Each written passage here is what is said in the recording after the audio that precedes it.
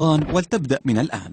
هل تعلم أن عدد ساعات شهر رمضان 720 ساعة فقط، يذهب فيها ما يقارب 660 ساعة بين نوم وأكل وشرب وزيارات وغيرها من أعباء الحياة المختلفة، ولا يتبقى لك سوى 60 ساعة تعادل 5 أيام فقط؟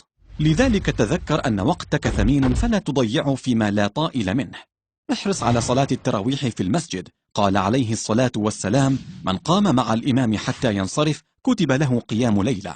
واجعل شعارك في رمضان: لن تفوتني تكبيرة الإحرام، فلا يؤذن المؤذن للصلاة إلا وأنت في المسجد.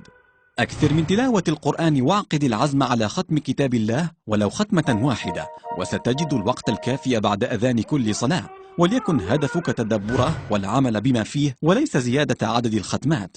في شهر رمضان 10 ليال من أعظم ليالي العام، وفيها ليلة خير من 1000 شهر. الكثير منا يضيعها في التسوق والتجهز للعيد، لذلك أنصحك بإنهاء كل هذه المشاغل من الآن قبل دخول رمضان، وإملاء وقتك بالذكر والدعاء طيلة الشهر الكريم، فأبواب السماء مفتوحة. رمضان ضيف قادم، فأحسن استقباله.